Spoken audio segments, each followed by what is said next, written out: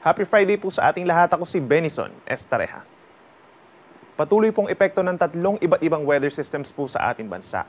Una na dyan ay ang ridge of a high pressure area doon sa may North Pacific Ocean at nag-extend po ito sa may eastern side ng Northern Luzon. Samantala, for the rest of Luzon plus Visayas, umiiral din po ang mainit na hangin galing Pacific Ocean called the easterlies. Habang dito naman po sa may timog na bahagi ng Mindanao, meron tayong epekto ng trough ng isang low pressure area. As of 2 in the morning, itong LPA ay huling namataan sa labas ng Philippine Area of Responsibility, 645 kilometers, timog-timog silangan ng General Santos City at base naman sa ating analysis, hindi po ito papasok ng ating Area of Responsibility at hindi rin inaasahan na magiging isang bagyo. Itong ridge of high pressure area plus the easterlies siyang magdadala pa rin ng mainit at malinsangan na panahon sa malaking bahagi po ng ating bansa. Habang wala tayong nakikitang anumang weather disturbance pa na papasok ng ating PAR sa mga susunod na araw. For today po, asahan pa rin yung halos katulad ng weather conditions as yesterday dito sa malaking bahagi po ng Luzon, epekto ng easterlies plus extension ng high pressure area. Dito sa malaking bahagi po ng Luzon, bahagyang maulap at minsan maaliwalas ang kalangitan, umaga hanggang hapon po yan, and then may mga tsansa lamang po ng mga kaulapan at mga saglit na pag-ulan sa hapon hanggang sa gabi.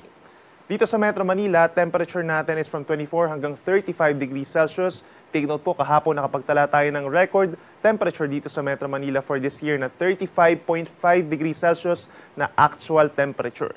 Dito naman sa Baguio, mananatiling malamig from 17 to 26 degrees Celsius. Pero may mga lugar pa rin po dito sa Luzon na makakaranas ng dangerous level po na heat index o yung nararamdamang init ng ating katawan. Hanggang 42 degrees po dito sa may San Jose, Occidental Mindoro, habang 43 degrees Celsius naman na heat index sa may Tuguegarao City, Cagayan. Sa ating mga kababayan po sa Palawan at sa malaking bahagi ng Visayas, halos katulad din po ng weather conditions as yesterday na bahagyang maulap at minsan maaraw na kalangitan ng iiral sa umaga hanggang sa hapon. Then may mga lugar pa rin sa may eastern sides dahil sa easterlies nagkakaroon ng mga kaulapan at mga saglit lamang po ng mga pag-uulan. Temperature natin sa Palawan, mananatiling mainit hanggang 34 degrees Celsius at may lugar din po kagaya dito sa may Puerto Princesa, Palawan plus Aborlan ang makakaranas ng 42 to 43 degrees Celsius na heat index. Dito naman sa Visayas, pinakamatataas ang heat indices sa may Dumangas, Iloilo, and Catarman, Northern Samar.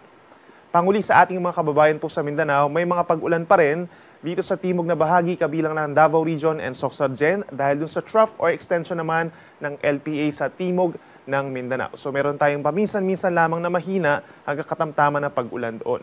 Pagsapit sa natitirang bahagi ng Mindanao, bahagyang maulap hanggang kuminsan maulap ang kalangitan, lalo na sa may Bangsamoro Region at mga kalapit na lugar sa may Zamboanga Peninsula. Epekto na rin po yan ng trough ng low pressure area. May chance na rin po ng mga isolated rain showers or thunderstorms. Sa ating mga kababayan po sa Metro Davao, temperatures from 25 to 33 degrees Celsius, habang may mga lugar pa rin po na posibleng humigit sa 40 degrees po yung ating heat indices, kabilang na dyan ang mga syudad ng Zamboanga and Cotabato City. Paalala sa ating mga kababayan, sa malaking bahagi po ng ating bansa, yung mga nakatira sa kapatagan, sa mga highly urbanized areas, palagyan po uminom ng tubig, nasa 8 to 10 glasses po per day, at lagi magdala po ng pananggalang sa init kung lalabas po ng bahay simula alas 10 ng umaga hanggang alas 4 ng hapon, gaya po ng payong, sombrero, shades, at magsuot din po ng komportableng damit. Para naman sa mga susunod na araw sa mga maglalayag po sa ating mga karagatan, wala tayong nakataas na gale warning, so ibig sabihin wala tayong mga sea travel suspensions, mananatiling banayad hanggang katamtaman ng taas ng mga pag-alon sa malaking bahagi ng bansa, except na lamang kapag meron tayong mga thunderstorms. And for the next 3 days, aasahan pa rin natin ang epekto ng ridge of high pressure area sa norte at easterlies sa malaking bahagi ng ating bansa. But by tomorrow, may mga pag-ulan pa rin po sa katimugang bahagi ng Mindanao, epekto pa rin ng LPA. And then afterwards, posibleng marusaw na rin po itong low pressure area. So kung dito sa Luzon, for Metro Manila and Baguio City, halos magkakatulad po ng weather conditions ng iiral for the next 3 days na bahagyang maulap hanggang kuminsan maaraw ang kalangitan at mananatili yung mainit at malinsangan na panahon sa ating mga kapatagan dito sa Metro Manila at mga nearby areas sa Central Luzon and Calabarzon, sasamahan ng mga isolated rain showers kung dito sa may Aurora and northern portion of Quezon. Kung dito sa Bicol Region, may mga chance rin po ng mga isolated rain showers, but then kung dito sa Legazpi City at mga kalapit na lugar, mananatiling maaliwalas ang panahon, fair weather conditions sa umaga hanggang sa tanghali at maraming pagkakataon na makikita natin ang Bulkang Mayon. Temperature sa Metro Manila posible pa ring umabot hanggang 35 degrees Celsius. Sa ating mga kababayan po sa Visayas, mananatiling mainit at malinsangan din po ang panahon.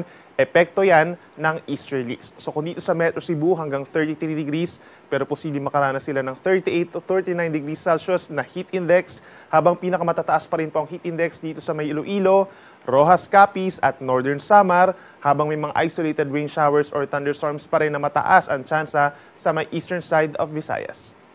At panghuli sa ating mga kababayan po sa Mindanao, may mga pag-ulan pa rin po tayo by tomorrow dahil sa trough ng low pressure area dito sa may Davao Region, Soc-Sargen at malaking bahagi ng Bangsamoro Region plus southern portion of Zamboanga Peninsula. Magdala po ng payong dahil possible pa rin yung paminsan-misang light to moderate rains, habang sa natitirang bahagi ng Mindanao bukas is bahagyang maulap na kalangitan ang iiral.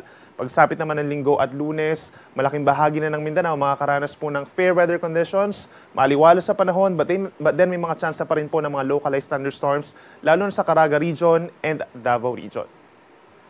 Sunrise po natin is 5:49 a.m. at ang sunset ay 6:09 p.m.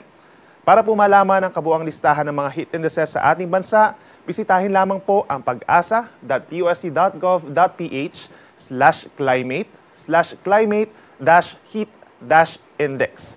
Makikita po natin dito yung forecast na heat index for the next 2 days at yung mga na-compute natin na heat index nitong nagdaang 5 araw. At makikita din po natin dyan yung mga paraan para maiwasan natin yung mga heat-related illnesses gagaya po ng heat lamps, heat stroke at saka po yung heat stress. Inuulit natin, pag-asa.usc.gov.ph/climate/heat-index. At yan muna ang latest mula dito sa Weather Forecasting Center po ng Pag-asa. Ako muli si Benison Estareha na nagsasabing sa anumang panahon, Pag-asa, magandang solusyon. Happy weekend!